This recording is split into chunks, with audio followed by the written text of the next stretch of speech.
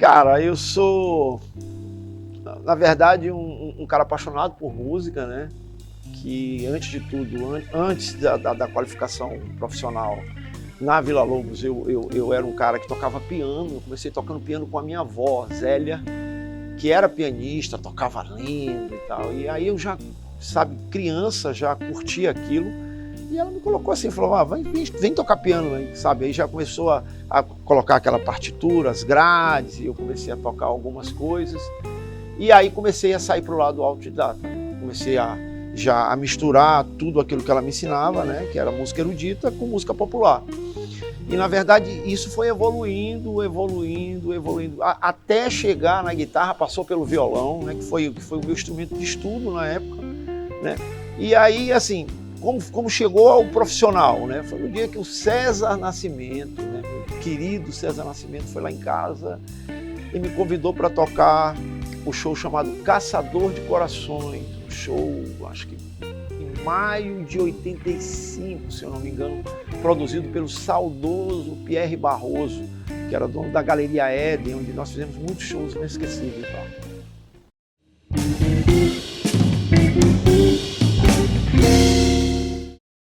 Cara, eu comecei a tocar numa banda da escola, né, chamada Semente Mágica. Eu estudava no Mengue, jogava basquete no Mengue, e eu conheci o meu parceiro, o irmão Henrique Dualib, o pianista Henrique Dualib, arranjador, né? Depois eu vou falar do que nós conseguimos fazer juntos. E aí ele me chamou para uma banda chamada Semente Mágica, uma banda que tocava música instrumental no Dom Bosco.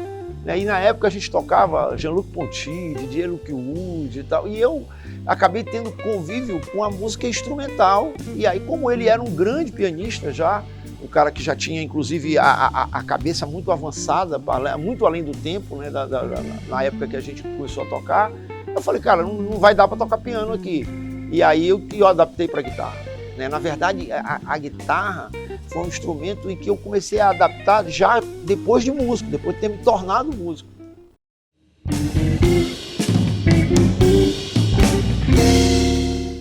Cara, eu e o Henrique, a gente começou essa parceria, né? E essa parceria era uma parceria de vida, na verdade, né? Eu me emociono um pouco, assim, porque hoje, assim, mais ou menos tudo que a gente ouve, que foi muito sucesso no cancioneiro da música popular maranhense, eu vou dar alguns exemplos aqui, ó. A Ilha Magnética, do César, o Janela Aberta, do César Nascimento, a Ilha Bela, do Carlinho Veloz, Maracá Curumim, do Carlinho Veloz, Toque de Amor, do Beto Pereira, Mana, Willy, do Beto Pereira, sabe? Muitas coisas, algumas coisas do Papete. Aí eu vou ter que falar muitas músicas, todas foram produzidas e arranjadas, assim, por mim e por Henrique Dualib, nesse final da década de 80, começo da década de 90, que foi o boom da música do Maranhão, né? Onde a gente literalmente tocava com todo mundo e trabalhava direto, cara. Assim, eram shows que assim, chegava a tocar 3, 4 shows por noite na época junina. Era um negócio muito legal.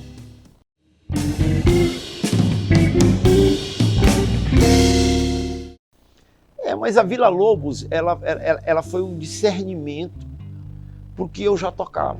Porque no fundo eu sou um cara autodidata, né? Porque quando a minha avó começou a me dar as primeiras notas no piano e as primeiras noções de intervalo, eu já comecei por exemplo, ela me dava aquela parte teórica e eu começava a ouvir as coisas, entendeu?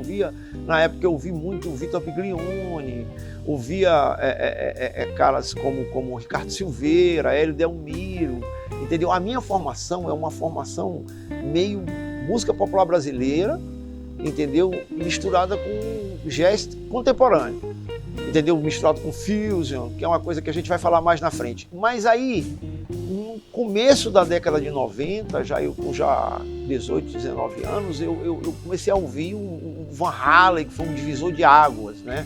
Eu nunca fui aquele cara assim, apaixonado pelo Hendrix. Eu fui um cara que quando eu ouvi o Van Halen, eu falei, não, definitivamente eu ouvi alguma coisa que mudou a minha cabeça a nível de lado guitarrístico, entendeu? Então, e eu tinha uma forma muito pessoal de tocar guitarra, porque eu, na verdade, era um pianista, um cara que iniciou no piano, que trouxe isso para a guitarra.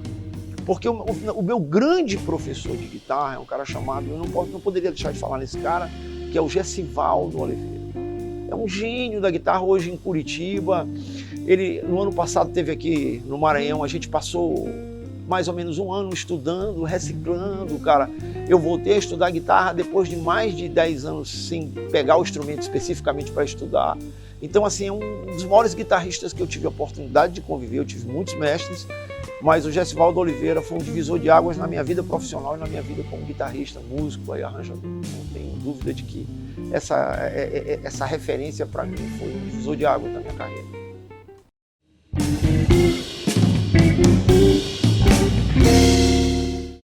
Na verdade, a guitarra hoje é um instrumento onde eu me expresso melhor, né?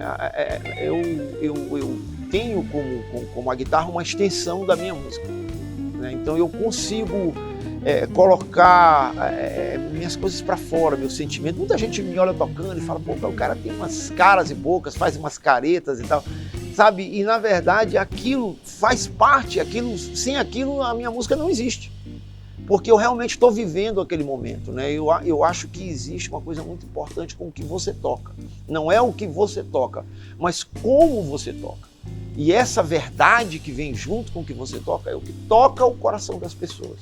Isso é um negócio que a gente deveria ensinar. Não é fácil, mas às vezes você se prepara tecnicamente bem, né? Eu tenho amigos muito técnicos, caras que tocam realmente vamos dizer, com uma condição enorme de técnica e, na verdade, não emocionam tanto, porque, de certa forma, isso escravizou, essa necessidade de ser bom, de ser, né? Porque às vezes, a gente vive num mundo hoje onde tudo é muito rápido, né? Então, o cara acha que a técnica está associada à velocidade. Né? Eu sou do tempo que a técnica está associada, a virtuosa está associada à nota certa no lugar certo, entendeu? E a pausa é uma nota, né? Às vezes o silêncio, às vezes calar é bom, às vezes ouvir alguma coisa, ouvir um vazio é bom, sabe? O estender uma nota é bom. Se fosse por isso, o Santana, né, que é um cara que toca basicamente em cima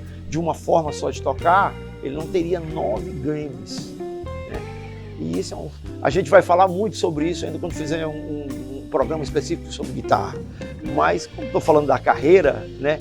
Então a guitarra é o instrumento pelo qual eu me expresso melhor. É uma extensão do que eu acredito, por onde eu consiga levar a minha música para as pessoas.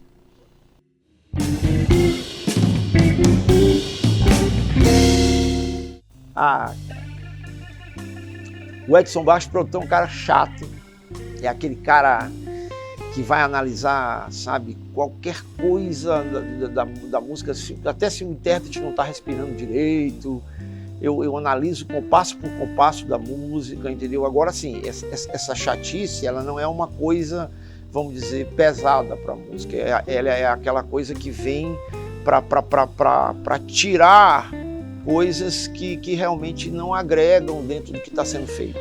Então, assim, eu me cobro muito isso dentro da minha carreira de produtor e sempre, assim, aberto para tudo que venha de novo. Eu não sou um cara, sabe, que me acha um produto acabado. Pelo contrário, eu acho que cada dia que passa, eu acho que eu estou precisando aprender muito, muito mais para que as coisas possam realmente, de fato, acontecer da forma que eu queria.